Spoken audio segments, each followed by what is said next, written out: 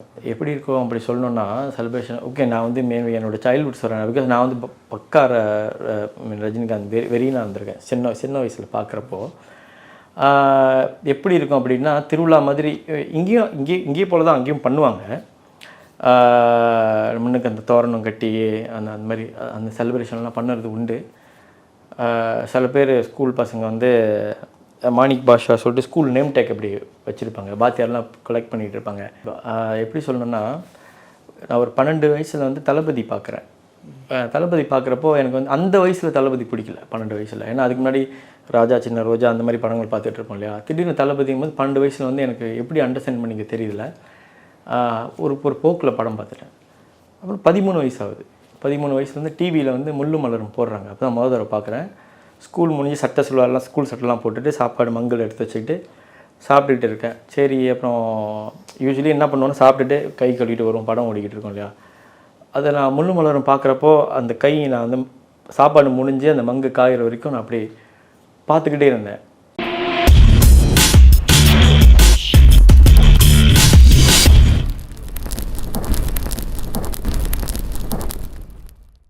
Sir இப்போ நீங்கள் மலேசியாவிலேருந்து வந்திருக்கீங்க. மலேசியாவில் நிறைய படங்கள் வந்து பண்ணியிருக்கீங்க. இப்போ தமிழ் சினிமா இப்போ இங்கே வர்றதுக்கான ரீசன் என்ன? ஸோ நீங்கள் என்னெல்லாம் படம் பண்ணியிருக்கீங்க? வணக்கம், என் பேர் சஞ்சய்குமார். நான் வந்து மலேசியாவிலேருந்து வந்திருக்கேன். ஒரு 3 படம் பண்ணியிருக்கேன். இங்கே வந்திருக்க ஓகே மலேசியாவில் என்னென்ன படம் பண்ணியிருக்கேன் அப்படின்னா ஜகாட் அப்படிங்கிற ஒரு படம் 2015 ஒரு படம் பண்ணியிருக்கேன். அதுக்கப்புறம் இப்போ ரீசனாக வந்து இன்னும் 2 படம் மாச்சாய் அப்புறம் ப்ளூஸ் அப்படிங்கிற படம். அது ரெண்டும் நீங்கள் பார்த்தீங்கன்னா ஜகாட் படத்துடைய ஸ்பிரிச்சுவல் சீக்வல் சொல்லலாம், இல்லை மல்டிவர்ஸ்னு சொல்லலாம். அந்த படத்தில் உள்ள கேரக்டர் வந்து ஃபைனலாக வந்து ஒரு க்ரைம் பார்த்து சூஸ் பண்ணியிருந்தால் என்ன ஆவார் அப்படிங்கிறது மாச்சாய் படமாக எடுத்துக்கலாம். இல்லை ஒரு க்ரியேட்டிவ் பார்த்து சூஸ் பண்ணியிருந்தால் என்ன ஆயிருப்பார் சொல்லிட்டுங்கிறது ப்ளூஸ் அப்படிங்கிறது நம்ம எடுத்துக்கலாம். 2 படமும் இதுக்கப்புறம் இதுக்கப்புறம் தான் ரிலீஸ் ஆக போகுது. இங்கே நம்ம வர்றதுக்கு காரணம் வந்து என்ன அப்படின்னா மாச்சாயும் ப்ளூஸும் வந்து இங்கே சினிமாவில் ரிலீஸ் பண்ணுறதுக்கோ இல்லை ஓடிடி ரிலீஸ் பண்ணுறதுக்கான சாத்தியங்கள் இருக்குது. அதை பற்றி பேசிக்கிட்டு இருக்கோம். அதனால் சரி இங்கே இந்த மீடியாவில் நம்ம வந்து எப்படி பண்ணி பார்க்கலாம் அப்படிங்கிற ஒரு ஐடியா தான். ஸோ உங்கள் படங்கள் வந்து எனக்கு தெரிஞ்சு ரொம்பவே வித்தியாசமாக இருக்குது. ஸோ அந்த ட்ரெய்லர் அதெல்லாம் பார்க்குறப்ப வந்து பார்த்திங்கன்னா இது ஒரு மனிதனுடைய வாழ்க்கை அவனுடைய நடந்த சம்பவங்களை பற்றி சொல்கிற படமாக தான் இருக்குது பார்க்குறப்போ. ஸோ நீங்கள் தமிழ் படங்கள்லேருந்து இந்த மாதிரி அது ஜென்ராவே புதுசாக இருக்குது. ஏதாவது ஹாலிவுட் இன்ஸ்பிரேஷன் வச்சு எடுத்தீங்களா? எப்படி ஹாலிவுட்னு அப்படின்னு இல்லை, எனக்கு இன்ஸ்பிரேஷன் அப்படின்னு எடுத்துக்கிட்டால் ஒரு வேளை ஆரம்ப காலத்து தமிழ் சினிமாவோட நீங்கள் பாலு மகேந்திரன் படங்கள், அப்புறம் 2000க்கு மேலே உள்ள படங்கள் நீங்கள் பார்த்தீங்கன்னா இப்போ சில படங்கள் வெயில் இருக்கும், கல்லூரி இருக்கும், அந்த மாதிரியான ரியலிசம் கலந்த சினிமா கொஞ்சம் தழுவல் கொஞ்சம் வந்து எடுத்திருக்கேன். அது போக எனக்கு ஒரு 4 அடிவில் வந்து அதுக்கப்புறம் நான் வந்து உலக சினிமா நிறைய பார்க்க ஆரம்பித்தேன். அந்த உலக சினிமாவில் வந்து நீங்கள் இத்தாலியன் நியோ ரியலிசம் சொல்லலாம். ஈவன் கேரளாவில் ஒரு 80s உள்ள படங்கள் ஆதூர் கோபாலகிருஷ்ணன் படம், மிருனால் சென் படம், அதுக்கப்புறம் அந்த மாதிரி நிறையா ஜப்பான் படம், ஈரான் படம், அந்த மாதிரி படங்கள் எல்லாமே பார்த்து ஆனால் சொல்லக்கூடிய கதை என்னுடைய ஒரு ஒரிஜினலான கதையை சொல்லணும். ஆனால் அதுக்கு வந்து எந்த ஒரு ஜானர் இல்லை கிராமர் சரியாக இருக்கும் அப்படிங்கிறது பார்த்து உருவாக்குனது தான். அது பர்டிகுலராக இங்கேருந்து எடுத்ததுன்னு இல்லை, அது ஒரு கலவைன்னு சொல்லலாம் கிட்டத்தட்ட. சார் இங்கே இப்போ உங்களுடைய படத்தோட அந்த விஷுவல்ஸ்லாம் பார்க்குறப்போ இது கொஞ்சம் புரிஞ்சிக்கிற மாதிரி இருக்குமா? இது கொஞ்சம் ரொம்பவே screen play wise story wise கொஞ்சம் அட்வான்ஸ்டாக இருக்கும், கொஞ்சம் இன்டெலெக்சுவலான மூவி மாதிரி இருக்குது. ஸோ எந்தளவு எல்லாருக்கும் போய் சேரும், எல்லோரும் புரிஞ்சிக்கிற மாதிரி ஒரு படமாக இருக்குது? ஆக்சுவலி அடிப்படையில் வந்து இது எல்லோரும் பார்க்கக்கூடிய சினிமாவை தான். ஏன்னா நானும் ஆரம்ப காலத்தில் வந்து சிறு வயசாக இருக்கிறப்ப நான் வந்து எனக்கு உலக சினிமாலாம் வந்து ஒரு 4 அடிவில் தான் எனக்கு அந்த எக்ஸ்போஜர் கிடச்சிது பாருங்களேன். ஆரம்பத்தில் வந்து ஜனரஞ்சகமான சினிமா பார்த்து தான் நான் வளர்ந்தேன். அப்போது ஜகாட் செய்கிறப்ப கூட நீங்கள் பார்த்தீங்கன்னா இது வந்து நம்ம படம் ஃபெஸ்டிவல்லாம் போணுச்சு, ஃபிலிம் ஃபெஸ்டிவலுக்கெல்லாம் போனது. பட் அதையும் தாண்டி சாதாரண பாமர மக்களும் பார்க்கணும் அப்படிங்கிறது 2ஐயும் கம்பைன் பண்ணால் எப்படி இருக்கும்? ஜனரஞ்சக சினிமாவும் இருக்கணும், அதே நேரத்தில் வந்து ஒரு கிரிட்டிக்கலாக இருக்கிற சினிமாவும் சேர்த்தா எப்படி இருக்குங்கிறது தான் முயற்சி. ஆனால் இது நான் நம்புகிறேன் எல்லோரும் ரசிக்க முடியும் அப்படின்னு தெரியல. பார்த்தவங்க தான் வந்து சொல்லணும் அது, அதாவது எப்படி அது எந்த அளவுக்கு புரிதல் இருக்குது அப்படிங்கிற மாதிரி. சார் இப்போ உங்கள் ஃபில்மோட ஸ்டோரி எல்லாமே மலேசியன் பேஸ், அங்கே இருக்கிற மக்களோட லைஃப் ஸ்டைல் இல்லை அங்கே இருக்கிற ஃபுல்லாகவே அந்த கல்ச்சர் பேஸ் பண்ணி தான் இருக்குது. ஸோ அதை பேஸ் பண்ணி தான் எடுத்திருக்கீங்களா? ஆமாம் கதைகள் 3 கதைகள் வந்து மலேசியாவுடைய வாழ்வியலை நோக்கி தான் எடுத்திருக்கேன். அது காரணம் வந்து என்னென்னா, நீங்கள் பார்த்தீங்கன்னா இங்கே தமிழ்நாடுக்கும் இப்போ எனக்கும் வந்து என்ன தொடர்பு அப்படி கேட்டிங்கன்னா 3 தொடர்பு நான் சொல்லுவேன். ஒன்று வந்து மொழி சார்ந்த தொடர்பு, அதாவது கலாச்சார சார்ந்த தொடர்பு, இன்னொன்று இந்த மண்ணுடைய ஆன்மீகம். இது 3க்கும் மலேசியா மக்களுக்கும் எங்கேயும் உலகத்தில் என்ன தமிழர்களுக்கும் வந்து அந்த ஒற்றுமை இருக்கும். ஆனால் அது தவிர்த்து வந்து சில வாழ்வியல் வந்து வேறு மாதிரியான வாழ்வியல் நான் பார்க்குறேன். அப்போது நான் வளரும்போது ஃபுல்லாக தமிழ் சினிமா பார்த்து வளர்ந்தாலும் சில விஷயங்கள் வந்து நான் வாழ்ந்த வாழ்க்கைக்கு வந்து அது நான் அனுபவிக்கலையே அப்படிங்கிற ஒரு ஃபீலிங் இருந்தது. சரி, மலேசியாவுடைய சொல்லப்படாத கதைகள் நிறையா இருக்குது, அது உலகத்தில் இருக்கிற எல்லா தமிழர்களுக்கும் தெரிஞ்சால் நல்லது அப்படிங்கிற ஒரு அடிப்படையில் தான் சரி அந்த கதையை வந்து சொல்லலாம் அப்படிங்கிற ஒரு முயற்சி. ஸோ நாங்கள் தமிழ் சினிமா பொதுவாக, அதாவது இந்த தமிழ்நாட்டில் இருக்கிற எல்லாருக்குமே மலேசியா அப்படின்னா ஒரு பார்வை வந்து ரொம்ப லக்ஸுரியான ஒரு லைஃப், அந்த டவர், அந்த லைட்டிங்ஸ், அதுதான் எல்லாருக்குமே ஞாபகம் வரும். ஒரு சில, அதாவது கபாலி படத்தில் தான் லைட்டாக டச் பண்ணியிருப்பாரு அந்த டான்ஸ் சைடு, அங்கே இருக்கிற மக்கள் கஷ்டப்படுறது, அதெல்லாம் கொஞ்சம் லைட்டாக வந்து இவர் டச் பண்ணியிருப்பாரு ரஞ்சித். ஸோ நீங்களும் வந்து பார்த்தீங்கன்னா முழுக்க மலேசியாவில் இருக்கிற அந்த டார்க்கர் சைடு, அங்கே எப்படி வர்றாங்க, அங்கே இருக்கிற லோக்கல் பீப்புள், அதை டச் பண்ணியிருப்பீங்க. எப்படி அது உண்மைதான். ஏன்னா இப்போ நம்ம எடுத்துக்கிட்டோன்னா லைக் மலேசியாவில் வந்து லைக் அந்த என்ஆர்ஐ சொல்லுவாங்கல்ல, அது வாழ்க்கை வந்து வேறு மாதிரி இருக்கும் அப்படின்னு. ஆனால் இப்போ மலேசியாவிலும் நமக்கும் உள்ள ஸ்ட்ரகிள் வந்து வேறு மாதிரியான ஒரு ஸ்ட்ரகிள் தான். அதாவது எப்படியாப்பட்ட ஒரு ஸ்ட்ரகிள் அப்படின்னா, ஏன்னா ஒரு 100 வருஷமாக நம்ம வந்து ரப்பர் எஸ்டேட், இங்கேருந்து வெள்ளைக்காரங்க வந்து ரப்பர் எஸ்டேட்டில் வேலை செய்யறது கூட்டிகிட்டு போனாங்க பாருங்கள். இப்போ ஒரு கிட்டத்தட்ட ஒரு 100 வருஷம் எஸ்டேட்டில் வாழ்க்கையில் வாழ்ந்துட்டு திடீர்னு ஒரு 80களில் என்ன பண்ணாங்க அப்படின்னா, அந்த எஸ்டேட்லாம் அழிச்சிட்டு அதுக்கு ஒரு ப்ரோக்ராம் பண்ணலை. அதாவது எஸ்டேட் உள்ள மக்கள் வந்து தூக்கிட்டு நகர்ப்புறத்தில் போட்டால் எப்படி இருக்கும் அப்படிங்கிற எந்த ஒரு டிரான்சிஷன் ப்ரோக்ராமை திடீர்னு இந்த மக்களை தூக்கி, ஏன்னா அந்த மக்களுக்கு ஒரு கட்டமைப்பு இருக்கும், அங்கே ஒரு கோயில் இருக்கும், அங்கே ஒரு தமிழ் பள்ளி இருக்கும், அங்கே ஒரு கல்ச்சர் இருக்கும். திடீர்னு அதை உடச்சிட்டு இப்படி தூக்கி போடும்போது என்ன ஆச்சுன்னா, எல்லாரும் வந்து ஒரு என்சைட்டி ஆகி பணம் சம்பாதிக்கணும் அப்படிங்கிற அந்த சர்வைவலுங்கிற நோக்கம் தான் பெருசாக வந்தது. அதில் வந்து சின்ன சின்ன சோஷியல் ப்ராப்ளம் எல்லாமே வர ஆரம்பிச்சிது. சில பேர் நிறைய பணக்காரர்களாக ஆனாங்க, பெரிய உழைப்பால் பெரிய ஆளுங்களாம் நிறையா வந்தவங்களும் இருக்காங்க. அதே நேரத்தில் ரொம்ப ஒடுக்கப்பட்ட மக்களும், அதாவது எக்கானமிக்கு கீழே இருக்கிற மக்களும் இருக்காங்க. அப்போது ஆனால் மலேசியாவில் கூட படங்கள் ஏதாவது எடுத்தால் அது வந்து பாலிஷ்டாக ரொம்ப எப்படி சொல்கிறது, ரொம்ப பிளாஸ்டிக்காக தான் எடுப்பாங்க. இந்த மாதிரி வாழ்க்கையை காமிச்சதில்லை. அப்போ நான் என்ன நினச்சேன்னா, சின்ன வயசாக இருக்கும்போது நான் படம் எடுத்தேன்னா நான் வாழ்ந்த வாழ்க்கையை வந்து சினிமா, நான் எந்த படமும் பார்த்தாலும் என் கேரக்டர் நான் பார்க்கவே இல்லை. இப்போ என்னோடய சித்தப்பா, என்னோடய மாமா, என் நண்பர்கள், பெரியப்பா, இவங்களை யாருமே நான் ஸ்க்ரீனில் பார்த்தது கிடையாது. ஒன்று சொல்லப்போனால் கருப்பான ஆள்கள் வந்து மலேசியா டிவியில் வந்து வர்றதே ரொம்ப கடினம். எல்லாமே வெள்ளத்தோலாக இருப்பாங்க. ஆனால் அது ஒட்டலை. ஏன்னா ஒரு 95% வந்து எல்லாமே கருப்பு நிறமாக இருப்போம். அது சினிமாவில் வரவே இல்லை, டிவியில் வரவே கிடையாது. இப்போ நான் வரும்போது அதை நான் கொண்டு வருவேன் அப்படிங்கிற அடிப்படையில் கொண்டு வந்தேன். அந்த ரியாலிட்டி வந்து நான் பார்த்த ரியாலிட்டி தான் வந்து அந்த டாக்டர் சைட் சொல்லலாம், ரியாலிட்டின்னு சொல்லலாம், அதை காமிக்க கொண்டு வந்தது. பொதுவாக இங்கே இருக்கிறவங்க எல்லாருக்குமே வந்து பார்த்திங்கன்னா ஒரு ஆச்சரியம் என்னென்னா, இங்கே இருக்கிற தமிழர்களுக்கு மேலே மலேசியா வாழ் தமிழர்களுக்கு வந்து அந்த மொழிப்பற்று வந்து ஜாஸ்தியாகவே இருக்கும். ஸோ எதனாலன்னு நினைக்கிறீங்க? எனக்கும் அது தெரிஞ்சுக்கணும் ஒரு ஆசை இருக்குது. ஏன் அவ்வளோ பற்று இருக்குது?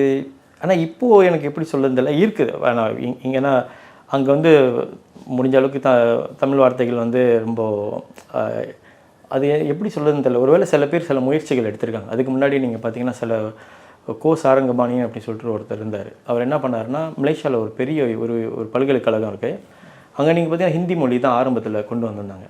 ஒரு போராட்டம் நடத்தி அப்பயே வந்து இதில் தமிழ் மொழி தான் வரணும் அப்படி சொல்லிட்டு கொண்டு வந்தாங்க. அப்புறம் சின்ன சின்ன சங்கங்கள் எல்லாமே சேர்ந்து தமிழ் வளர்த்தது உண்டு.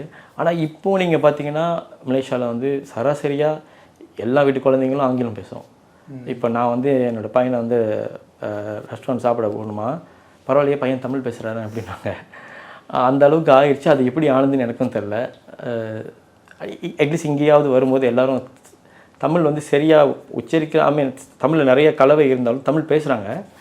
அங்கே அது போயிடுமோ அப்படிங்கிற ஒரு அச்சமாக இருக்குது. சார், உங்கள் படங்கள் பார்க்குறப்போ எனக்கு தெரிஞ்சு ஒரு ஒரு நல்ல ஸ்டோரி இருக்குன்னு ஒரு கான்ஃபிடென்ட் வருது. அதை தாண்டி மேக்கிங் வைஸாகவும் கொஞ்சம் வித்தியாசமாக காட்டியிருக்கீங்க. ஸோ ஒரு ஒரு மனிதனுடைய வாழ்க்கையாகவும் அவரோட பாயிண்ட் ஆஃப் வியூலையும் வந்து கதையை வந்து கொண்டு போயிருக்கீங்க. இது நீங்களே வந்து ப்ரொடியூஸ் பண்ணியிருக்கீங்க. ஸோ உங்களுக்கான கரெக்டான ப்ரொடியூசரும் உங்களுக்கான ஒரு நல்ல ஒரு மணி சப்போர்ட்டும் இருந்தால் எனக்கு தெரிஞ்சு நீங்கள் ஒரு பெஸ்ட்டு ஃபிலிம் பண்ணலாம் அப்படின்னு ஒரு ஐடியா எந்த அளவு நீங்கள் நினச்சிருக்கீங்களா? இருக்குது, கண்டிப்பாக இருக்குது. ஏன்னா நம்ம மலேசியாவில் பண்ணும்போது ரொம்ப ரொம்ப ஒரு குறுகிய பட்ஜெட் ஒரு புறம், இன்னொரு பக்கத்தில் இந்த டேலண்ட்ஸும் சரி, ஆக்டருங்களும் சரி, எல்லாமே ஒரு சின்ன ஒரு, அதாவது எப்படி சொல்லணும் அப்படின்னா ரொம்ப பிக் பண்ணி தான் எடுக்க முடியும். இப்போ ஃபார் எக்ஸாம்பிள் இங்கேன்னா நீங்கள் வந்து பிக் பண்ணிங்கன்னா ஒரு 10 பேர் ஒரு 100 பேர் வந்து நிற்பாங்க ஆடிஷனுக்கு. அதில் வந்து நீங்கள் செலக்ட் பண்ணிக்கலாம் அந்த பெஸ்ட் டேலண்ட்டை. அங்கே வந்து இருக்கிறதில் வந்து இவங்க நல்லா நடிப்பாங்க, இவங்களை வச்சு என்ன பண்ணலாங்கிற ஒரு ஒரு ஒரு சின்ன ஒரு இது இருக்குது. அப்போ யோசிச்சது வந்து சாய்ஸஸ் ரொம்ப கம்மி. கண்டிப்பாக சாய்ஸஸ் ரொம்ப கம்மி. ஸோ அது இருந்தால் நம்ம வந்து இன்னும் பெரிய பெரிய படம் பண்ணியிருக்கலாம் அப்படிங்கிற தாட்லாம் இருந்திருக்கு. பட் ஆனால் என்ன அண்டர்ஸ்டாண்ட் பண்ணிக்கிட்டேன்னா பரவாயில்ல, முதல்ல வந்து ஒரு ஒரு ஒரு 3 கதையாவது முதல்ல சொல்லிடணும். இருக்கிறத வச்சு நம்ம முதல்ல பண்ணிடுவோம். அது பண்ணிட்ட பிறகு அதுக்கப்புறம் நம்ம அது சொல்லுவாங்களா, முதல்ல பறக்கிறதுக்கு முன்னாடி நடக்க ஓட பழக்கணும்னு.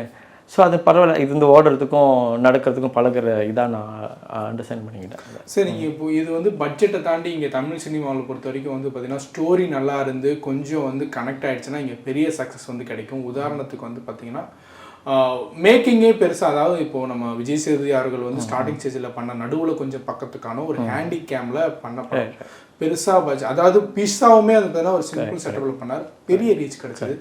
ஸோ உங்களுக்கு எந்த அளவுக்கு கான்ஃபிடென்ட் இருக்குது சார்? கண்டிப்பாக கான்ஃபிடென்ஸ் இருக்குது. இப்போ நமக்கு வந்து அந்த அந்த அந்த அந்த கான்ஃபிடென்ஸை நம்ம தொடர்ந்து பண்ணிக்கிட்டு இருக்கோம். அதாவது மலேசியாலேயே வந்து அந்த சூழல் இது ரொம்ப கம்மியாக இருந்தாலும் அந்த கான்ஃபிடென்ட் இருக்கிறனால தான் நம்ம தொடர்ந்து பண்ணிக்கிட்டு இருக்கோம். பரவாயில்ல, நம்ம பண்ணிக்கிட்டே இருப்போம் அப்படிங்கிற மாதிரி தான். ஓகே சார், இப்போ இங்கேருந்து மலேசியாவுக்கு ஷூட்டிங் போகிறவங்க எல்லாருக்குமே வந்து பார்த்திங்கன்னா ஒரு சில சலுகைகள் வந்து கொடுக்கப்படும். அங்கே வந்து இது கிடையாது, நிறைய அட்வான்டேஜஸ் இருக்குது. அங்கே ஷூட் பண்ணுறவங்களுக்கு எப்படி சார் கவர்மெண்ட் சப்போர்ட்? அங்கேயும் நல்ல சப்போர்ட் இருக்குது. ஏன்னா இப்போ நம்ம 2 படம் செஞ்சதும் நமக்கு வந்து கவர்மெண்ட் கிராண்ட் கொடுத்து தான் பண்ணோம். ஆனால் நான் படம் செய்யும்போது எனக்கு கிராண்ட் எதுவுமே இல்லை. அதை நம்ம சொந்த முயற்சியில் தான் நம்ம வந்து எல்லாமே பண்ணது. அது நல்லா வந்ததுனால இப்போ நம்ம இந்த 2 படத்துக்கு வந்து கிராண்ட் கிடைக்கப்பட்டது. இன்னொன்று என்ன சொல்லுவாங்கன்னா, மலேசியாவில் வந்து கம்பல்சரி ஸ்க்ரீனிங் அப்படின்னு சொல்லிட்டு ஒரு ஸ்கீம் இருக்குது. அதாவது எப்படின்னா, மலேசியா படங்கள் வந்து வெளியூர்கள் படம் வந்தாலும் மலேசியா படங்கள் வந்து 2 வாரத்துக்கு வந்து சினிமா தியேட்டர் வந்து அது வச்சுருக்கணும் அப்படிங்கிற மாதிரி. ஒரு அதில் சில ப்ராப்ளம் இருக்குது. ஏன்னா அப்படி இருக்கிறதுனால நிறைய மோசமான படங்களும் நாங்களும் தேட்டருக்கு வரோங்கிறது இஷ்யூவும் இருக்குது. சில நேரம் தேட்டருக்காரவங்களே வந்து சில நல்லா ஓடக்கூடிய படங்களும் வந்து இதை நம்ம டிஸ்டர்ப் பண்ணுதுன்னு சொல்லிட்டு ஒரு வேறமாக ஓரம் கட்டுறதும் இருக்குது. பட் இருந்தாலும் நான் என்ன சொல்ல வரேன்னா, அந்த மாதிரி சலுகைலாம் இருக்குது. எங்கேயாச்சும் ஷூட்டிங் பண்ண போகிறாருந்தாலும் எங்களுக்கு வந்து பெரிய பிரச்சனை இல்லை. ஈஸியாக நமக்கு பெர்மிஷன் எல்லாமே கொடுத்துருவாங்க. அந்த பிரச்சனை எதுவும் கிடையாது மலேசியாவில் பொறுத்த வரைக்கும். ஸோ இங்கே எந்த அளவுக்கு கான்ஃபிடென்ட் இருக்குது தமிழ் மக்கள் வந்து நம்ம கதையை ஏற்றுக்குவாங்க அப்படின்னு எவ்வளோ நீங்கள் கான்ஃபிடென்ட்டாக இருக்கீங்க? கான்ஃபிடென்ட்டாக இருக்கேன். எப்படின்னா எந்த அளவுக்கு கான்ஃபிடென்ட் அப்படின்னா, அதாவது நம்ம மனிதனையும் ஒன்று தான். அதாவது லேண்ட்ஸ்கேப் வேறு இருக்கலாம். உதாரணமாக ஜகார் படம் நான் செஞ்சுட்டு நம்ம ஃபிலிம் ஃபெஸ்டிவல் போகிறப்போ ஜப்பானில் போனோம். ஜப்பானில் போகிறப்போ இது எங்கள் அப்பாவை ஞாபகப்படுத்துது. எங்கள் அப்பா இப்படி தான் ரொம்ப ஸ்ட்ரிக்டாக இருப்பாருன்னாங்க. வியட்நாமுக்கு போனேன். அங்கே எனக்கு மொழிபெயர்த்த பொண்ணு என்ன சொன்னாங்கன்னா, என் லைஃப்பை பார்க்குற மாதிரி இருக்குன்னாங்க. அதே மாதிரி போலனுக்கு நான் நினச்சேன், சரி இது ஏஷியா மக்களுடைய விஷயம் போல் இருக்குது அப்படின்னு நினச்சிட்டு இருந்தேன். போலனுக்கு போகிறப்போ அங்கேயும் ஒருத்தவங்க வந்து கேமராமேன் பார்த்துட்டு, இந்த படம் எனக்கு இந்த ஃபிலிம் ஃபெஸ்டிவல்லே ஓடின படத்தில் உன் படம் ரொம்ப பிடிச்சிருக்கு, கனெக்டடாக இருக்குது அப்படின்னாங்க. அப்போ நான் என்ன புரிஞ்சுக்கிட்டேன்னா, மனித நேயம் வந்து ஒன்று தான். அன்பு, பாசம், கோபம், காமம், அது எல்லாமே எல்லாருக்கும் ஒரே உணர்வு தான். ஸோ அந்த உணர்வில் வந்து நம்ம படம் வந்து கண்டிப்பாக ஏற்றுக்குவாங்க அப்படிங்கிற நம்பிக்கை இருக்குது. ஸோ உங்கள் படங்களில் நான் புதுசாக பார்க்குற இன்னொரு விஷயம் என்னென்னா, இது வரைக்கும் மலேசியன் சினிமா, அதாவது மலேசியாவை பற்றி காட்டுறப்போ வந்து பார்த்திங்கன்னா அங்கே இருக்கிற அந்த சின்ன பசங்களுடைய வாழ்வியல், அந்த பசங்களோட லைஃப் பற்றி இது வரைக்கும் எந்த படமும் எனக்கு தெரிஞ்சு தமிழ் சினிமாவிலும் சரி நாங்கள் பார்த்ததே இல்லை. தமிழ் சினிமா மலேசியாவை பற்றி காட்டுறப்பையுமே எதுவுமே அந்த மாதிரி வெளிப்படுத்துதில்லை. நீங்கள் ஃபஸ்ட் டைம் வந்து அங்கே இருக்கிற பசங்களோட லைஃப்பையும் வந்து காட்டியிருக்கீங்க. அது எப்படி? அது முதல்ல படம் எடுக்கும்போது நான் ரொம்ப பெருசாக யோசிக்கலை. அதாவது இது ஒர்க் ஆகாது அப்படின்னு எதையும் யோசிக்கலை. ஏன்னா அந்த கதை எழுத போது நான் வளரும் போது 80கள் 90 அந்த டைமில் பார்த்த வாழ்க்கை வந்து சினிமாவில் வரலையே, நான் பார்த்த சினிமாவில் வரலையே, அதை பதிவு பண்ணிடணும் அப்படிங்கிற ஒரு ஐடியா தான் இருந்தது.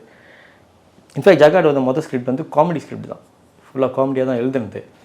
ஆனால் அந்த ஸ்கிரிப்டை டெவலப் பண்ணும்போது 10 வருஷம் ஆச்சு இல்லையா, நான் திரும்பி பார்க்குறப்ப அந்த காமெடியாக பார்த்த விஷயங்கள் எல்லாமே இதுக்குள்ளே இவ்வளோ அரசியல் இருக்கா, இதை இப்படியும் பார்க்கலாமா அப்படிங்கிற ஒரு நிதானம் வரும்போது என்ன அறியாமல் அந்த படம் வந்து காமெடி ஸ்கிரிப்டை தாண்டி வேறு ஒரு படமாக அமையிறதை நான் பார்த்தேன். அதனால் எப்படி சொல்ல வரேன்னா, அது எதுவுமே யோசித்து நான் பண்ணல, ஒரு வேகம் இருந்துச்சு, இதை பண்ணணும்.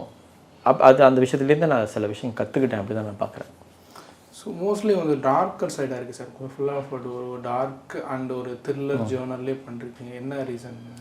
நான் எப்படி பார்க்குறேன்னா, ஒரு ஒரு லைட் இருக்கு இல்லையா, லைட்டை ஒரு ஒளியை அறியணுன்னா இருளில் பயணிக்கணும். அப்போ அந்த இருளில் பயணிக்கும் போது அந்த ஒளி வரும்போது அந்த ஒளியோட அந்த வீரியம் ஒன்றும் கூட தெரியும் இல்லையா. அதனால் நான் பண்ணுற படங்கள் வந்து டார்க்காக இருந்தாலும் நான் எப்படி பார்க்குறேன்னா, அந்த ஒளியை நோக்கி போகிற பயணம் வந்து இருளாக இருக்கும் அப்படிங்கிறத நான் பார்க்குறேன். ஓகே, ஒரு ஜாலியான படம் பண்ணுவோம் அப்படின்னு ஒரு ஆசை இருக்கா? இருக்குது. மச்சாய் கூட நீங்கள் பார்த்தீங்கன்னா அது ட்ரெய்லர் டார்க்காக இருந்தாலும் அது வந்து ஒரு ரோட் மூவி, ஜாலியாக போய்கிட்டு இருக்கோம். பட் ஸ்டில் அது ட்ரில்லர்லாம் வரும். பட் அந்த பேலன்ஸ் பண்ணி எடுத்திருக்கேன். ஆனால் ஃபுல்லாக ஜாலியாக பண்ணுற படம் இருக்குது, பிளானிங்கில் இருக்குது. ஸோ மலேசியாவில் பொறுத்த வரைக்கும் அவங்க பேசுகிற அந்த வார்த்தைகளை வச்சு நிறைய காமெடிகள் வந்து நம்ம பார்த்துருக்கோம் நிறைய. ஆமாம். ஸோ காமெடியாக பண்ணணுன்னு ஒரு ஐடியா இருக்கா சார் உங்களுக்கு? இருக்குது, காமெடியாக பண்ணணுன்னு ஐடியா இருக்குது. இப்போ இன்ஃபேக்ட் ப்ளூஸ் படம் கூட வந்து எப்படின்னா ஒரு டார்க் காமெடி தான். அது வந்து எடுத்த கையோட ரெக்கக்னைஸ் பண்ணுற மாதிரி காமெடி இல்லை. பட் அங்கங்கே நீங்கள் பார்க்கும்போது சிரிக்கலாம் அப்படின்னு இருக்குது. இப்போ நீங்கள் கேட்குறது புரியுது, அதாவது ஒரு ஜாலியாகவே ஒரு படம் அப்படிங்கிறது. இப்போதைக்கு ஸ்கிரிப்ட் அமையலை, அமைஞ்சிச்சுன்னா அது கரெக்டாக சென்சிட்டிவான படமாகவும் இருக்கணும், நல்ல படமாகவும் இருக்கணும், ஜாலியாகவும் இருக்கணும் அப்படின்னா அது கண்டிப்பாக. ஏன்னா சிரிக்க வைக்கிறதுங்கிறது ஒரு பெரிய ஒரு சாதாரண விஷயம் இல்லை. காமெடி பண்ணுறதும் சாதாரண விஷயம் இல்லை, காமெடியாக நடிக்கிறதும் சாதாரண விஷயம் இல்லை. பண்ணணும், அது படம் பண்ணணுன்னு ஆசை இருக்குது கண்டிப்பாக. உங்கள் படங்களில் பார்க்குறப்போ லைட்டிங், அந்த ஷார்ட்ஸு, அந்த கேமரா ஒர்க் பார்க்குறப்போ ஆங்கிள்ஸ் எல்லாமே வந்து பார்த்திங்கன்னா ஒரு ஜஸ்ட்டாக ஒரு இன்டர்நேஷ்னல் ஃபிலிம் பார்க்குற மாதிரி ஒரு ஃபீல் இருக்குது, ஒரு வேர்ல்ட் சினிமா ஒரு ஃபீல் கொடுக்குது. ஸோ அதை எப்படி பார்க்குறீங்க? அது எப்படி எடுத்து அந்த கேமரா உங்கள் ஐடியாவா இல்லை எப்படின்னா, சினிமாங்கிறது வந்து காட்சி மீடியம். அதாவது அதுக்கு மேலே வந்து எனக்கு வந்து சினிமாவில் வந்து கதையாக சொல்லுவாங்க இல்லையா, நான் இங்கே போனேன், நான் இங்கே வந்தேன், இப்படி நடந்துச்சு, அதில் எனக்கு உடன்பாடே இல்லை. அப்படின்னா நம்ம வானொலி நாடகம் எடுத்துகிட்டு போயிடலாம் இல்லையா. அப்போ சினிமான்னு வரும்போது அது சினிமா காட்சி சொல்லிடணும். அப்போது முழுக்க நான் ஸ்கிரிப்ட் எழுதும்போது முதல்ல நார்மலாக ஸ்கிரிப்ட் எழுதிடுவேன். ஸ்கிரிப்டட் டயலாக்லாம் இருக்கும். அதுக்கப்புறம் இல்லை இதுவே வந்து நம்ம இதை சொல்லாமல் காட்சியாக எடுத்தால் எப்படி இருக்கும், இன்னொரு ஸ்கிரிப்ட் வேர்ஷன் பண்ணுவோம், இது காட்சிபூர்வமாக கதை சொல்லணும் அப்படின்னு. அதுக்கப்புறம் என்னோடய கேமராமேன் டிபி பார்க்குறப்ப என்ன சொல்லுவேன்னா, இது என்னுடைய இன்டர்பிரிட்டேஷன், நான் இப்படி கற்பனை பண்ணி வச்சுருக்கேன், நீங்கள் எப்படி கற்பனை பண்ணுறீங்க அப்படின்னு பார்க்கும்போது அவரும் பார்க்குறப்ப அவர் சொல்கிறது நம்ம சொல்கிறதும் ஏறத்தால் ஒரு மாதிரி இருக்கும். கிட்டத்தட்ட ஒரு மைண்ட் வேவ் வச்சுக்கலாம், வேவ் லெங்க்த்து. நான் சொல்லாத சில விஷயம் இருக்கும்போது நான் ஏற்றுக்குவேன், இல்லை அவர்கிட்ட இல்லாத விஷயம் என்கிட்ட இருக்கிறது அவர் ஏற்றுக்குவார். அப்போ 2 பேரும் சேர்ந்து என்ன பண்ணுவோம்னா, சரி இதை வந்து ஒரு காட்சி அமைப்போம் அப்படின்னு. ஷூட்டிங் போகிறதுக்கு முன்னாடி ரெஃபரன்ஸ் எடுத்துக்குவோம். சில பிக்சர்ஸ்லாம் எடுத்துகிட்டு, சில பழைய காலத்து பெயிண்டிங்லாம், அந்த யூரோப்பியன் பெயிண்டிங்ஸ்லாம் நம்ம எடுப்போம். அப்புறம் பழைய காலத்து சில பெயிண்டிங்ஸ்லாம் எடுத்துகிட்டு ஃப்ரேமிங் ஸ்டடி பண்ணுவோம், எந்த அளவுக்கு ஸ்டடி. ஸோ இந்த மாதிரி ஃப்ரேமிங்கை நம்ம இன்ஸ்பயர் பண்ணி படத்துக்கு கொண்டு வரலாமா, அந்த மாதிரி டிஸ்கஷனில் ரொம்ப பண்ணுவோம். ஈவன் என்னோடய ப்ரொடக்ஷன் டிசைனர் எல்லாத்தையும் உட்காந்து என்ன பேசுவோன்னா, நம்ம என்ன மாதிரி கலர் பாய்க்க போகிறோம், சும்மா அப்படி காமிச்சுமா இங்கே ஒரு இடத்துக்கு வந்துட்டுமே இங்கே வெள்ளை கலராக செவரு அப்படின்னு பார்க்கக்கூடாது, அது ஏன் இந்த கலரில் இருக்குது, இந்த சோஃபா இந்த கலரில் ஏன் இருக்குங்கிறது வந்து டீட்டெயிலாக நமக்கு தெரியணும். நான் ஷூட்டிங் பண்ணுறப்ப கூட கேட்பாங்க, இது என்ன கலர் வேணும்னு. அதுக்கும் எனக்கு வந்து ஆன்சர் தெரியணும். நான் வந்துட்டு ஏதாச்சும் ஒன்று எடுங்கன்னு சொல்லக்கூடாது. ஆமாம், இதுதான் இந்த கலர், ஏன்னா இது காமிக்குது அப்படிங்கிறது வந்து ஷூட்டிங் போகிறதுக்கு முன்னாடி நம்ம தெளிவாகிக்குவோம். அங்கே போய்ட்டு ரொம்ப ஈஸியாக இருக்கும் வேலை. சார், இங்கே சில ஃபில்ம் மேக்கர்ஸோட மூவிஸ்லாம் பார்த்துருப்பீங்க, ரொம்ப வித்தியாசமாகவும் இங்கேயும் கொஞ்சம், அதாவது தியாகராஜ குமாராஜா அவரோட மூவிஸ்லாம் நீங்கள் பார்த்தீங்கன்னா வந்து ஒரு மாதிரி டிஃப்ரெண்ட்டு, ஓப்பனாக உடைப்பார். இங்கே தப்புன்னு சொல்கிற விஷயத்த அவரோட பாயிண்ட் ஆஃப் வியூவில் வந்து ஓப்பனாக வந்து நியாயப்படுத்தி சில விஷயம் கரெக்டாக பேசுவார். நிறைய விஷயம் வந்து பேசுவார். கடவுளை பற்றி ஓப்பனாக ஸ்டேட்மெண்ட் பண்ணுவார், கேஸ்ட்டை பற்றி ஓப்பனாக பேசுவார். ஸோ அவர் மேக்கிங்கும் நல்லாயிருக்கும், லைட்டிங்கும் நல்லாயிருக்கும். ஸோ எனக்கு பார்க்குறப்போ ஒரு சில சீன்ஸ் எல்லாம் எனக்கு அந்த மாதிரி போல்டாக நீங்கள் பேசுகிற மாதிரிலாம் இருந்துச்சு. நிறைய தத்துவங்கள், டயலாக்ஸ்லாம் அப்படி இருந்துச்சு. ஸோ எப்படி பார்க்குறீங்க அந்த ஒற்றுமை? இவரோட படங்களை நீங்கள் எப்படி? நான் பார்த்துருக்கேன் அவரோட படங்கள் வந்து. நான் வந்து பொதுவாக வந்து நோவான்னு சொல்லுவாங்க, ஃபிலிம் நோவா அப்படின்னு சொல்லுவாங்க. ஃபிலிம் நோவான்னா இது வந்து ஃப்ரெஞ்சுலேருந்து வந்தது. கடைசி அப்போ பிறகு அமெரிக்காவுக்கு போணுச்சு. எப்படின்னா வந்து ஒரு ஒரு ஒரு டார்க் லைட்டிங், ஒரு அந்த அந்த மாதிரியான ஒரு ஒரு மூட் சொல்லுவாங்க. அது ஃபிலிம் நோவா வந்து கரெக்டாக இதுதான் ஃபிலிம் நோவா சொல்ல முடியாது. ஒரு டார்க்காகவே இருக்கும். அப்படிங்கிற மாதிரி படங்கள் நான் ரொம்ப பார்ப்பேன். அவருடைய ஆரண்ய காண்டம் பார்க்குறப்போ எனக்கு நான் ரசித்த பல ஃபிலிம் நோவா வந்து எனக்கு ஞாபகப்படுத்துனுச்சு. கிளாசிக் மூவி அது அது ஞாபகப்படுத்துனுச்சு.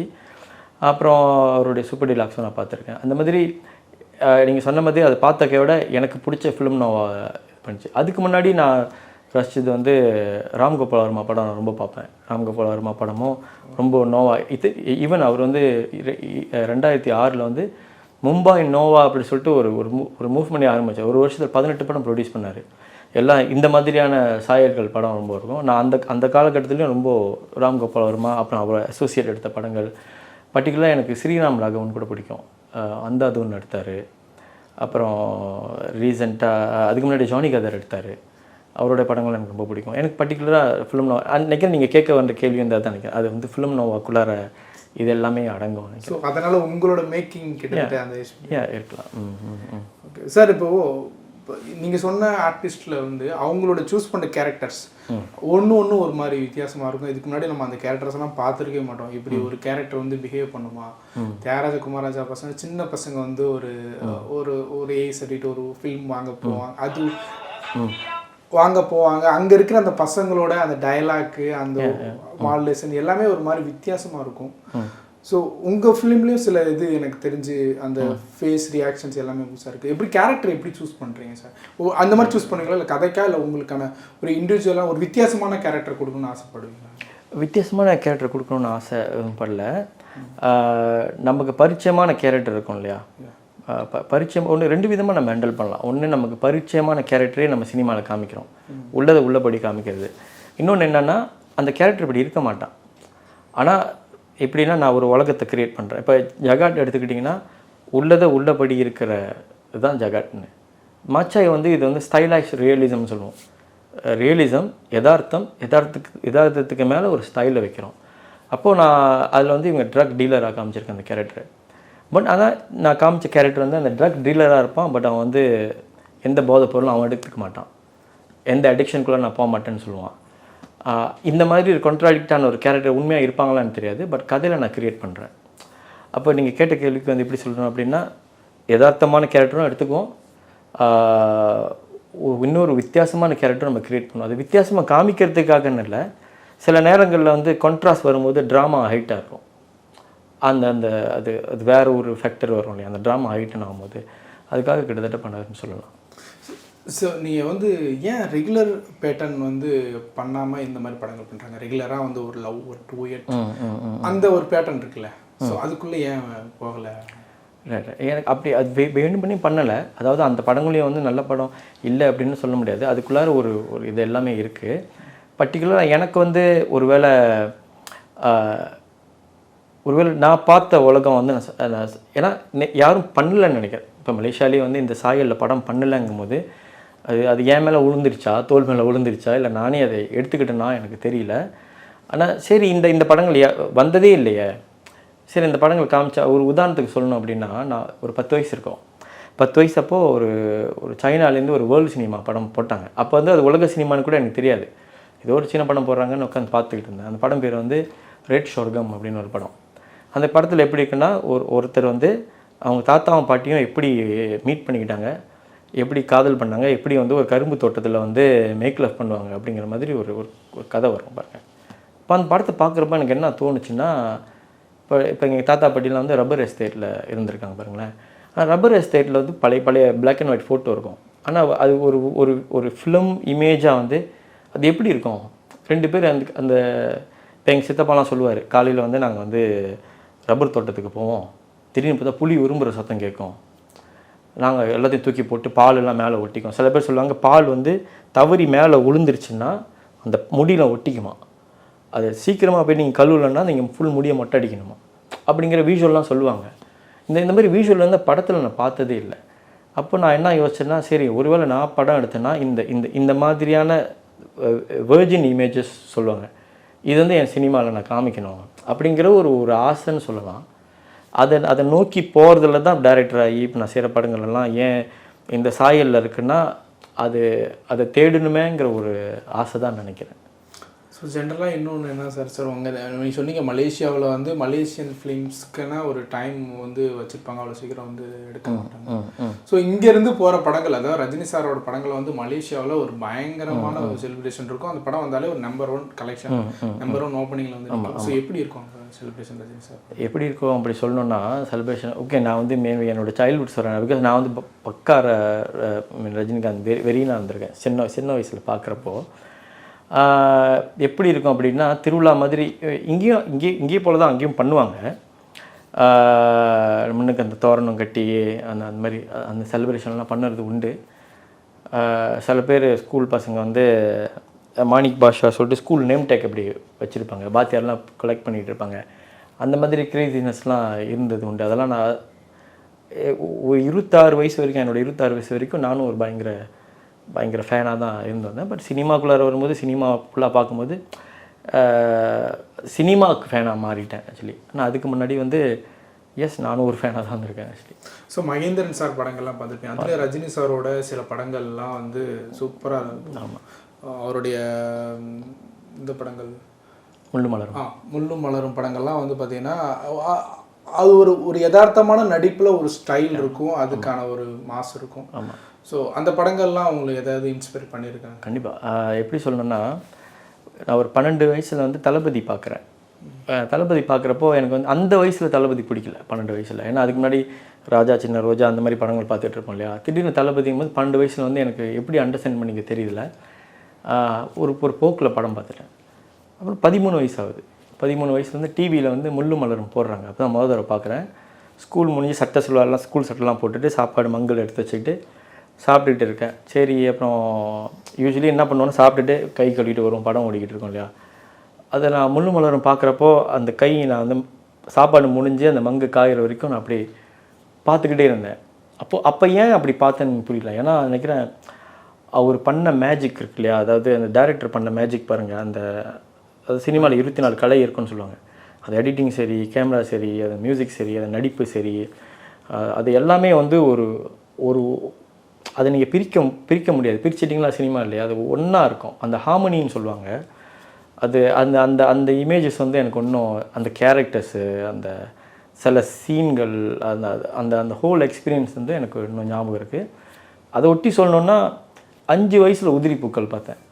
உதிரி பூக்கள் பார்க்குறப்போ என்ன இருந்துச்சுன்னா, அது பயமாக இருந்துச்சு. அவர் அந்த விஜயன் இல்லையா, அந்த கேரக்டர் பார்க்குறப்ப 5 வயசில். ஏன்னா எனக்கு மாமா ஒருத்தர் இருந்தார், அவரை பார்த்தாலே பயமாக இருக்கும். ஆனால் ரொம்ப அன்பானவர். ஸோ ஒரு பயங்கர கேரக்டரை பார்த்துட்டு கடைசியாக வந்து திடீர்னு அன்பான மனுஷனாக பார்க்குறப்போ அந்த சேஞ்சு, அந்த கிளைமேக்ஸ் மறக்க முடியல, அந்த கேரக்டர் மறக்க முடியல. எனக்கு மாமா ஞாபகம் வந்துச்சு. ஸோ உதிரி பூக்கள் 5 வயசில் பார்த்த அதே இம்பேக்ட் வந்து முள்ளும் மலரும் பார்க்குறப்போ இருந்துச்சு. அந்த இம்பேக்ட் தான். அதாவது இந்த டைரக்டர் தான் இவர் அப்படிங்கிறது தெரியாத வயசில் பார்க்குறப்போ அந்த ஒரே ஃபீலிங் எனக்கு கொடுத்துச்சு.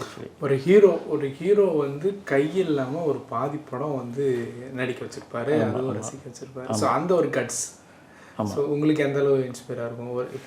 இப்போ எடுக்கிற உங்களுக்கான ஐடியாவில் அது இருக்காது?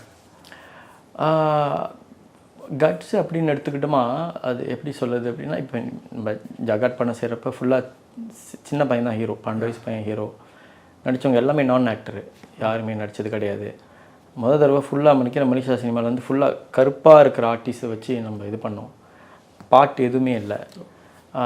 ஸோ அது எப்படி சொல்லுவாங்கன்னா, அந்த கட்ஸை நான் எப்படி அண்டர்ஸ்டாண்ட் பண்ணிக்கிறேன்னு தெரியல. அது வந்து இந்த இளம் கன்று பயம் அறியாது சொல்லுவாங்க, அந்த கட்ஸா இல்லை நமக்குள்ளாரே இது நம்ம உண்மையாக சினிமா பண்ணுறோம், சினிமா காப்பாற்றோம் அப்படிங்கிற கட்ஸாக எனக்கு தெரியல. நம்மளால் ஒரு மேஜிக் பண்ண முடியும்னு ஒரு ஆமாம். ஸோ என்னோட மேக்கிங் அப்படி தான் இருக்கும் அப்படின்னு ஒரு கான்ஃபிடென்ட்டாக சார்? கரெக்ட். அந்த கான்ஃபிடென்ஸ் எப்படி வரும்னு நான் நினைக்கிறேன், நம்ம பாதையில் உண்மையாக இருக்கும்போது நம்மள அறியாத ஒரு தைரியம் வரும். நம்ம அந்த தைரியத்தை நம்பி போயிட்டு இருக்கலாம் அப்படின்னு நினைக்கிறேன்.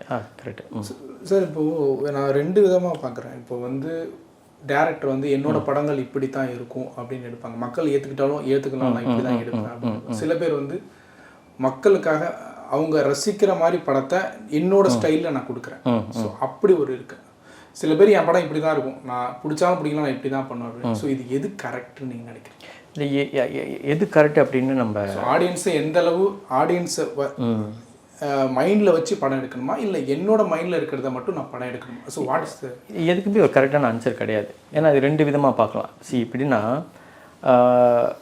ஆடியன்ஸ்க்கு வந்து 2 விதமாக பார்க்கலான்னா அவங்களுக்கு என்ன வேணும்னு அவங்களுக்கு தெரியாது. ஃபார் எக்ஸாம்பிள் ஐஃபோன் வந்து அதுக்கு முன்னாடி ஃபோனில் பட்டன் இருக்கும், பட்டனே இல்லாமல் ஃபோன் வரும்னு யாருமே எதிர்பார்க்கல. அப்புறம் ஒரு படைப்பாளி வந்து இல்லை இப்படியும் கொடுத்தா உங்களுக்கு பிடிக்கும்னு கொடுக்கும்போது தான் அது ஒரு படைப்பு வருது இல்லையா? அப்போ ஒரு படைப்பாளி என்ன பண்ணுவாங்கன்னா, இதை நீங்கள் ரசிக்கிறீங்க சரி, பட் இதுக்கு மேலே இன்னொரு ரசிப்பு தன்மை இதையும் ரசிப்பீங்க அப்படின்னு கொடுக்கறது தப்பு கிடையாது. இன்னொன்று சில பேர் என்ன பண்ணுவாங்கன்னா, எனக்கு ஒரு சர்டன் லெவல் அண்டர்ஸ்டாண்டிங் இருக்குது, ஆனால் அதை நான் இப்படியே கொடுத்தா இவங்களுக்கு புரியாத, அதனால் நான் கொஞ்சம் அவங்களுக்கு இறங்கி வந்து நான் அவங்களுக்கு கொடுக்குறேன் அப்படிங்கிறதும் 2 அன்புன்னு நான் பார்க்குறேன். இதுவும் உங்களை நோக்கி தான் வருது, இது உங்களை நோக்கி தான் வருது. 2 நான் அன்பாக தான் நான் பார்க்குறேன். 2 அப்ரோச்சும் ஒரு அன்பு சார்ந்து தான் நான் பார்க்குறேன். நம்ம இன்னொரு ஆச்சரியமான விஷயம் என்னன்னா, தமிழ் சினிமாவில் வந்து சினிமாவுக்காக எந்த எல்லைக்கு வேணால் போவேன், சினிமாவை வந்து எது வேணாலும் போனாலும் பரவாயில்ல, என்னோட ஐடியாவும் நான் புதுசாக சினிமாவுக்கு ஒன்று கொடுக்குறேன் அப்படின்னு வந்து இப்போ வரைக்கும் கொடுத்துட்ருக்கவர் கமல் சார். ஸோ அவர் வந்து சினிமாவில் எவ்வளோ இழந்தாருன்னு நம்ம சொல்லவே தெரியல. இது வரைக்கும் அவ்வளோ லாஸ் ஆனாலுமே அவர் எந்த மக்களையும் குறை சொன்னதே இல்லை. உங்களுக்கு என் படத்தை பார்க்க உங்களுக்கு அறிவு இல்லை நீங்கள் என் படத்தை உங்களுக்கு பார்க்க தெரியல அப்படின்னு எந்த இது வரைக்கும் டிபேட்டுக்கு போனதே இல்லை. சரி உங்களுக்கு பிடிக்கலையா, அடுத்த ஒரு பெஸ்ட்டாக நான் கொடுக்குறேன். ஸோ அது அவரோட மைண்ட் செட் எப்படி பார்க்குறீங்க சார்? எனக்கு தெரிஞ்சு குறை சொல்லாத ஒரே ஒரு மேக்கர் எனக்கு தெரிஞ்சு அவர் தான். ஆடியன்ஸோட மோஸ்ட்லி அவரோட ஆடியன்ஸ் மேலே எந்த குறையும் வைக்காத ஒரு ஆக்டர் எனக்கு கமல் சார். அவருக்கான அடுத்த பாதையில் போயிட்டே இருப்பார். அது ஒர்க் ஆகலனாலும் அது கண்டிப்பாக அடுத்து புரிஞ்சுக்குவாங்கன்னு போயிட்டே இருப்பார். இந்த ஒரு புரிதல் எப்படி பார்க்குறேன்? அது அந்த புரிதல் எனக்கு வந்து எப்படி பார்க்குறதுன்னு தெரியல. பிகாஸ் அவர் வந்து அவங்க தொடர்ந்து பல வருஷமாக இருக்காங்க இல்லையா, ஆடியன்ஸோட பல்ஸ் வந்து கூட பார்த்துருப்பாங்க. இப்போ நான் வந்து இப்போதைக்கு தான் ஒரு மூணு படம் ஜேர்னி நான் தாண்டி வந்திருக்கேன். அதனால் இந்த மக்களை வந்து நான் இப்போ தான் நான் புரிஞ்சுக்கிறேன். பார்க்க போனால் எனக்கு உண்மையை சொல்லணுன்னா, ஜகாட் முடிஞ்சக்கோட மக்கள் மேலே பயங்கர கோவம் வந்தது. ஏன்னா இந்த படத்தை பார்க்காம போயிட்டீங்களான்னு ஒரு பயங்கர கோவம் இது வந்தது. அப்புறம் கொஞ்சம் கொஞ்சமாக அந்த வெறுப்புலேருந்து நான் வெளியாகிட்டு இல்லை அவங்க என்ன பண்ணுவாங்க அப்படிங்கிற மாதிரி நான் அண்டர்ஸ்டாண்ட் பண்ணிக்கிட்டு நான் வந்துட்டேன். அதனால் என்னுடைய பாதையை வந்து, அதாவது எப்படி சொல்லணும்னா, அந்த புரிதல்லே வந்து நான் இன்னும் யங்காக தான் இருக்கேன்னு நினைக்கிறேன். அதனால் அந்த பார்வையை என்னால் பார்க்க முடியல எந்த அளவுக்கு அவங்க இது பண்ணியிருப்பாங்கன்னு. கமர்ஷியல் பண்ணுறது ஒரு என்டர்டைன்மெண்ட் தான், த்ரில்லர் பண்ணுறது ஒரு என்டர்டைன்மெண்ட் தான், ஒரு அட்டம்ப்ட் ஒரு வித்தியாசமான ஒரு ஸ்டோரி சொல்கிறேன், அந்த ஸ்டோரியில் அவங்க என்டர்டைன்மெண்ட் பண்ணுற எல்லாமே என்டர்டைன்மெண்ட் தான். ஒரு ஆடியன்ஸ் உள்ள வரப்போ ஏதாவது ஒரு என்டர்டைன்மெண்ட் எனக்கு வேணும். ஸோ எனக்கு ஒரு 3 hours வந்து எனக்கு ரிலாக்ஸ் வேணும். ஸோ அவங்க வந்து எந்தளவு அவங்க என்ஜாய் பண்ணுற படங்களை லைக் பண்ணுறாங்க. ஸோ சில புது அட்டம்ப்டை வந்து அவங்க அவ்வளோ லைக் பண்ண மாட்டேங்கிறாங்க. ஸோ இதுக்குள்ளே எப்படி உங்களோட படத்தை நீங்கள் இது பண்ண போகிறீங்க? நான் எப்படி பார்க்குறேன்னா, அதாவது ஒரு படம் பார்க்க போகிறோம், நமக்கு வந்து ஃபுல்லாக என்டர்டெயின்மெண்ட் வேணுங்க, தப்பு இல்லை, அது என்னால் புரிஞ்சிக்க முடியுது. ஏன் அப்படின்னா, எப்படி சொல்லுவாங்கன்னா, நல்ல சினிமா வந்து இதை நான் சொல்லலை, ஒரு பெரிய ஒரு ரைட்டர் சொல்லியிருக்காரு. டக்குன்னு அவர் பேர் எனக்கு இப்போதைக்கு ஞாபகத்துக்கு வர மாட்டேங்குது. அவர் என்ன சொல்கிறாருன்னா, நல்ல சினிமா வந்து பூஜையில் உட்காந்துட்டு வர மாதிரி. ஏன்னா ஒரு 3 hours நீங்கள் நல்லா இறைவனை கூட நீங்கள் சரண்டர் பண்ணுறீங்க இல்லையா, சரண்டர் பண்ணிட்டு உங்கள் மைண்டில் உள்ள எல்லா பாரமும் இறக்கி வச்சுட்டு நீங்கள் வரீங்க இல்லையா, அந்த மாதிரி ஒரு நல்ல சினிமா வந்து உங்கள் மைண்டில் உள்ள பாரத்தை இறக்க முடிஞ்சாலே அது நல்ல சினிமா, அது ஒரு ப்ரேயருக்கு சமம் அப்படின்னு சொல்கிறாங்க. அப்போ நிறைய பேர் வந்து ஒரு என்டர்டெயின்மெண்ட் தான் வேணும்னு கேட்குறது வந்து புரியுது, பிகாஸ் அவங்களோட வாழ்க்கையில் அப்படி. பட் அதையும் தாண்டி இப்போ ஒரு 10 படம் நம்ம பார்க்குறாங்கன்னா, ஒரு 8 படம் அப்படி போனால் இன்னும் 2 படம் வந்து சரி இது வந்து நம்ம, அதாவது நல்ல சினிமா எப்படி சொல்லுவாங்க அப்படின்னா, நல்ல புத்தகம் படிக்கிற மாதிரி. சினிமா வந்து நீங்கள் ரொம்ப எஃபர்ட் எடுக்க தேவையில்லை, புத்தகம் படிக்கிறதுக்கு நீங்கள் எஃபர்ட் எடுக்கணும். சில பேஜஸ் நீங்கள் சொந்தமாக கற்பனை பண்ணணும். எஃபர்ட் எடுத்ததையோட அதுக்கப்புறம் அந்த கதைக்குள்ளார போவோம் இல்லையா, அந்த மாதிரி சில நல்ல சினிமா வந்து பரவாயில்ல, நான் எஃபர்ட் எடுத்துகிட்டு உள்ளுக்கு வர பார்க்குறேன், புரிஞ்சிக்க பார்க்குறேன், பார்ட்டிசிபேட் பண்ணாங்கன்னா நிறைய நல்ல நல்ல சினிமா பார்க்க முடியும். 5 நிமிஷம் பார்த்தேன், எனக்கு புரியவே இல்லை, நான் வெளியாகிட்டேன் அப்படின்னா ரொம்ப பெரிய அற்புதமான விஷயத்தை இழந்துட்டாங்களோ அப்படின்னா, அந்த மாதிரி தான் நான் பார்க்குறேன். ஸோ உங்கள் படத்தை பார்த்துட்டு வந்தால் என்ன கிடைக்கும் ஆடியன்ஸுக்கு, ஒரு என்ன மாதிரி ஃபீல் கிடைக்கும்னு நினைக்கிறீங்க? என்ன கிடைக்கும் அப்படின்னு நான் நினைக்கிறேன் அப்படின்னா, போகாத ஒரு எல்லைக்கு போயிட்டு வந்தோம் அப்படிங்கிற ஒரு ஃபீல். இது எனக்கு தெரியாது, இந்த வாழ்வியல் தெரியாது, இந்த உலகம் தெரியாது, இந்த உலகத்துக்கு போயிட்டு வந்தேன். மாச்சாய் படம் பார்த்தா ஒரு காடியில் 4 பேர் போயிட்டு இருப்பாங்க, ஒரு ரோட் மூவி. அந்த 4 பேர் கூட உட்காந்து ட்ராவல் பண்ணுற ஒரு ட்ராவல் ஃபீல் கிடைக்கும் படம் முழுக்க. ஆனால் அதுக்குள்ளே த்ரில்லிங்காக நிறைய ஒரு டார்க் சைட்க்கெலாம் போகும். ஆனால் ஒரு கிட்டத்தட்ட ரோட் ஜேர்னிக்கு போயிட்டு வந்த மாதிரி இருக்கும். ப்ளூஸில் வந்து ப்ராபப்ளி ஒரு கடலில் நம்ம காலை வச்சோமா அலை அடிக்கும் போது ஒரு காம்னஸ் கொடுக்கும் இல்லையா, அந்த ஃபீலிங் கொடுக்கும் நான் நம்புகிறேன். அதாவது படத்தில் வந்து நான் ஒரு பெரிய கருத்தோ பெரிய அரசியல் இது நான் ஒன்றும் சொல்ல வரல. படம் பார்த்து முடிஞ்ச வந்த கையோட நான் இந்த படம் பார்க்கறதுக்கு முன்னாடி உள்ள மனுஷனை விட நான் கொஞ்சம் பெட்டரான மனுஷனாக மாறிட்டேன், வேற ஒரு ஃபீலிங் எனக்கு உருவாகுது அப்படின்னு நினச்சாலே அது போதும் அப்படின்னு நினைக்கிறேன். சார் இப்போது லாஸ்ட்டாக என்னென்னா, இப்போது தமிழ் பொதுவாக வந்து ஒரு சினிமா எடுக்கணும்னு ஆசைப்படுற எல்லாருக்குமே வந்து ஒரு படம் பண்ணணும்னு ரொம்ப ஆசை. ஸோ அந்த படத்தை ரிலீஸ் பண்ணணும்னு ரொம்ப ஆசை. எடுக்கணும்னு ஆசைப்படுவாங்க. ரைட் பண்ணுறது ஒரு பெரிய சின்ன ரைட் பண்ணிட்டு அதை ப்ரொடக்ஷன் பண்ணி அதை எடுத்து முடித்து ஒரு அவுட்புட்டாக பார்க்குறது வந்து ஒரு பெரிய விஷயம். அது அவ்வளோ சீக்கிரம் எல்லாருக்குமே நடக்காது. நீங்கள் 3 படம் வந்து பண்ணிருக்கீங்க உங்களோட ஸ்டைலில். ஸோ அதுவே வந்து ஒரு பெரிய விஷயம். ஸோ இதுக்கப்புறம் இன்னும் நீங்கள் தொடர்ந்து நிறைய படம் பண்ணணும் அப்படின்னு சொல்லி கேட்டுக்கிறோம். எல்லாமே உங்களுக்கு சக்ஸஸ் ஆகணுன்ட்டு டோட்டல் சேனல் சார்பாக வாழ்த்துக்கள் சொல்லிக்கிறேன் சார். நன்றி.